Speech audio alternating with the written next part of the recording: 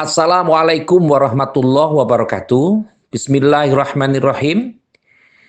Kabar hari ini tentu semoga bisa lebih menyenangkan dan seperti biasa di edisi yang seperti ini saat ini saya ingin sedikit mengupas tentang timnas bahwa memang ada sedikit perkembangan tentang bagaimana Patrick Clifford mengajukan satu orang lagi untuk menjadi asisten yang tentu saja ini diajukan ke Pak Ketum, Pak Erick Thohir atau Menteri BUMN kita. Dalam hal ini tentu sebagai pendamping atau sebagai asisten pelatih ini juga diambil dari Belanda.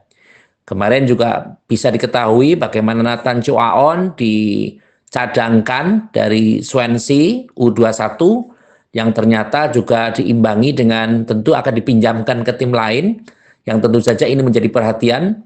Dan yang mencengangkan kemarin terjadi brace gol dari Oxford ketika Marcelino Ferdinand menciptakan 2 gol dan 1 assist ketika dalam pertandingannya. Ini tentu saja membuktikan bahwa Indonesia memang merupakan satu kondisi yang luar biasa. Dan baru saja di Oxford juga mengganti pelatih. Yang ini tentu saja entah secara bersamaan atau bagaimana. Tapi yang terjadi adalah ketika di timnas kita terjadi pergantian pelatih dan Oxford juga mengganti pelatih.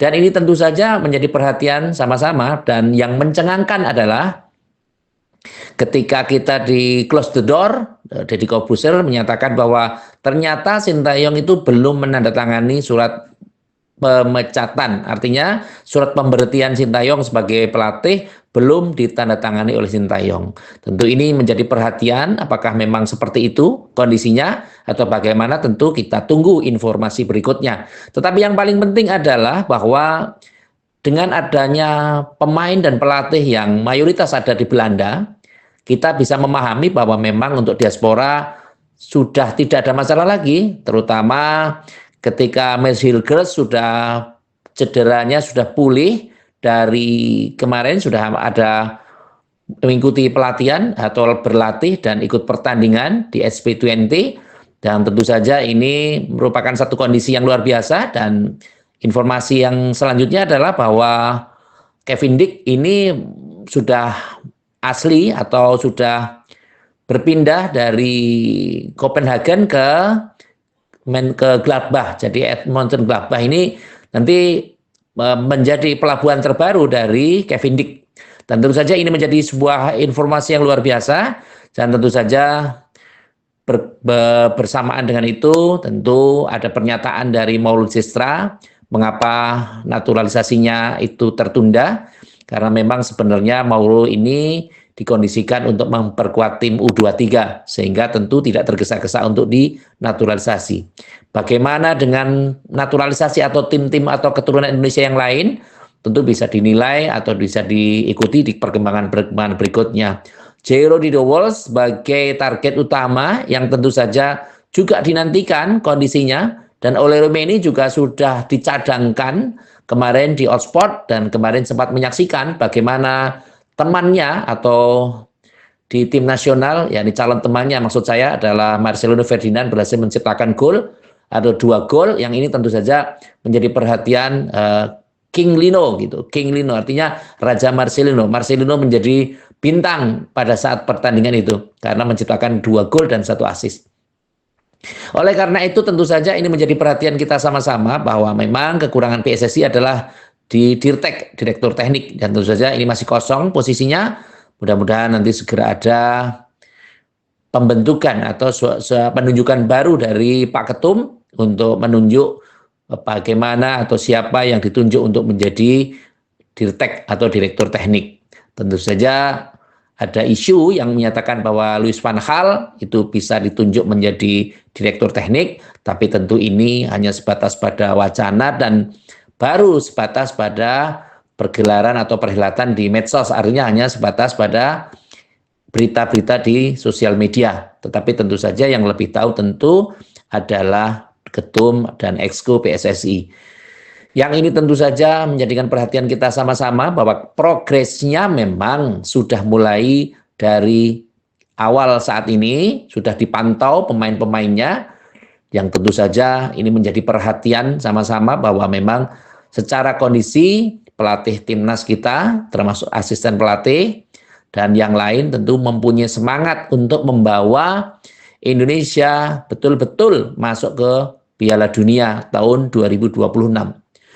Dan itu tentu saja menjadikan ya sebatas pada sisi kita harus realistis dalam kondisi ini, karena tentu saja penunjukan pelatih yang tentu cepat waktunya dan kemudian belum pernah mengadakan uji coba dan seterusnya ini menjadi perhatian besar.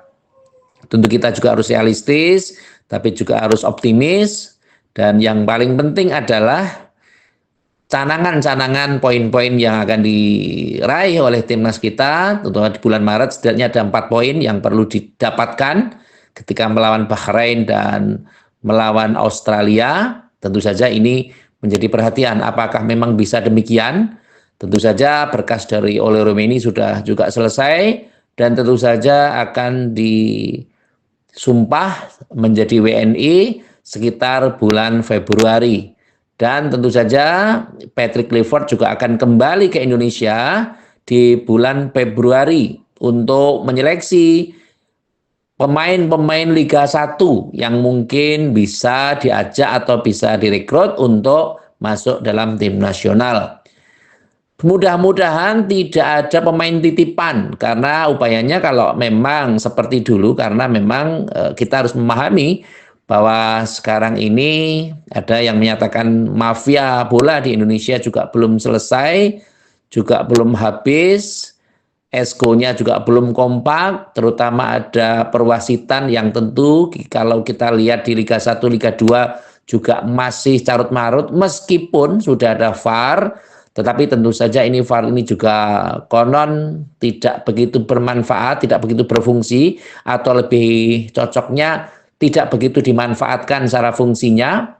Bahkan kita juga memahami di Liga 2 bahwa gol yang itu mengapa yang menentukan sah tidaknya justru Komdis. Ini tentu menjadi perhatian dari semua pihak yang ada. Jadi yang penting adalah mari kita sikapi saja dengan baik. Kita dukung tim nasional kita dalam proses ini karena memang sedang proses berkembang. Tetapi setidaknya kejadian-kejadian yang menimpa pada pemain timnas dan klub tentu saja menjadi beban yang tersendiri terhadap PSSI, dan tentu saja semoga penghargaan-penghargaan yang telah diterima oleh FIFA dan yang lain semoga bisa menjadikan semangat untuk bisa membangun timnas kita, fondasi-fondasinya supaya bisa lebih baik. Nah, terkait dengan bagaimana Sinteyong, tentu saja ini menjadi sesuatu yang mungkin ada berita yang agak baru, mengapa Sinteyong belum menandatangani surat pemecatan. Apakah ada plan berikutnya selain mungkin di senior atau bagaimana?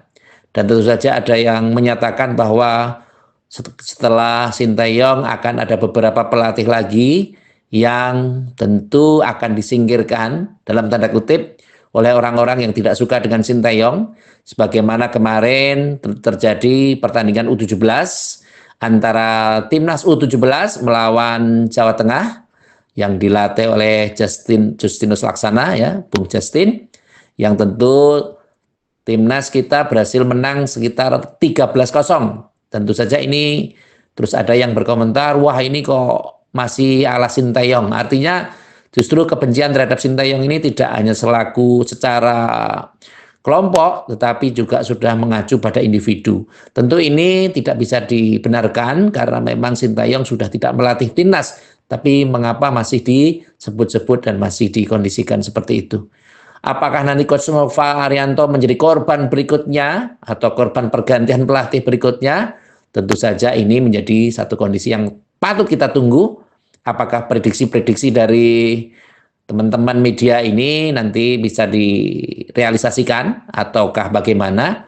Tentu saja yang paling penting adalah bagaimana timnas kita, karena sudah akan mengacu pada pertandingan-pertandingan yang mengacu pada Piala Asia U17, bahwa kemarin Matthew Baker keluar dari U20 karena memang secara perjanjian yang diberikan dari klub kepada Matthew Baker adalah tidak boleh memperkuat lebih dari satu tim atau satu kelompok usia. Jadi yang Matthew Baker memutuskan untuk keluar dari U20 dengan pertimbangan untuk memperkuat U17. Inilah yang menjadi kabar terbaru hari ini. Semoga pemberitaan-pemberitaan kita, konten-konten kita hari ini dan hari-hari sebelumnya serta sesudahnya nanti bisa bermanfaat untuk kita semua. Dan yang paling penting tetap minta dukungan dari subscriber semua, dari netizen semua. Silakan untuk like, komen, dan share. Semoga channel ini bisa berkembang agar setidaknya mengurangi satu pengangguran di Indonesia. Karena beritanya adalah di tahun 2024 ada 80.000 karyawan yang mengalami PHK. Dan yang mencengangkan adalah lebih dari 7,4 juta warga Indonesia adalah menganggur atau pengangguran. Semoga dengan dukungan kita semua saling memberi dukungan, saling membantu, saling mengingatkan, dan saling berbuat baik untuk kepentingan semuanya. Semoga Allah Subhanahu wa Ta'ala memberikan kebaikan kepada kita. Terima kasih atas segala perhatian dari semua pihak yang telah membantu terselenggaranya acara ini. Semoga bermanfaat. Sekali lagi terima kasih atas segala perhatian dan mohon maaf atas segala kekurangan. Saya akhiri wallahul muwaffiq ila aqwamit thoriq. Wassalamualaikum warahmatullahi wabarakatuh.